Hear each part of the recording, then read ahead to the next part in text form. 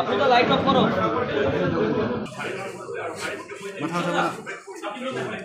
চলো চলো ইংটা লই চলো চলো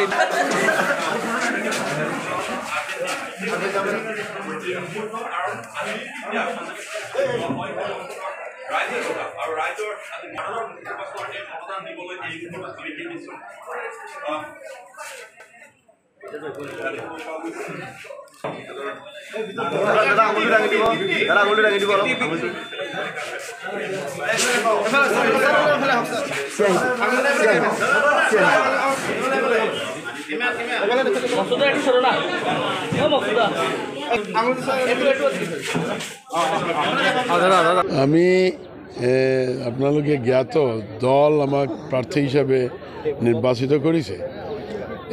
এই স্কুলখনত মই পঢ়িছোঁ, আমাৰ ঘৰ ওচৰতেই আছে। মই ওলাই আহিছোঁ ঈশ্বৰৰ উদ্দেশ্যে আমাৰ সেৱা নিবেদন কৰি, আৰু আমাৰ অধিকাৰ আমি প্ৰয়োগ কৰিম আমাৰ ভাৰতীয় জনতা পাৰ্টীৰ পদম ফুলৰ চিনৰ জৰিয়তে, যাতে আমাৰ মোদীজীক আমি তৃতীয়বাৰৰ নিচিনা প্ৰধানমন্ত্ৰী আমি নিৰ্বাচিত কৰিব পাৰোঁ। আৰু আমাৰ এনেকুৱা লাগি আছে যে এইবাৰ আপোনালোকে দেখিব আমাৰ প্ৰায় নহয় 13,69,000 প্লাছ আৰু অলপ ধৰক 13,70,000 আমাৰ ভোটাৰ্ছ আছে।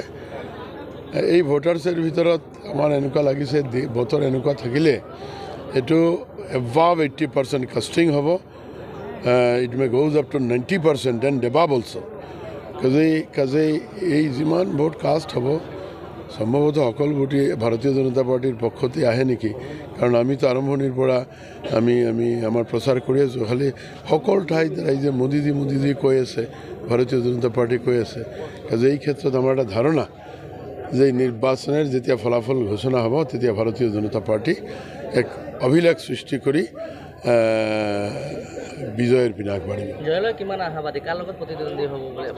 কোনো প্ৰতিদ্বন্দ্বীটো আমি দেখাই নাই বাটত।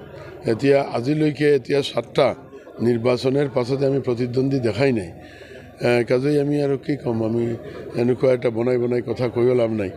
কাজেই মই যিটো দেখিছোঁ, আমি 450ৰ ওপৰত আমি সভা সমিতি কৰিলোঁ।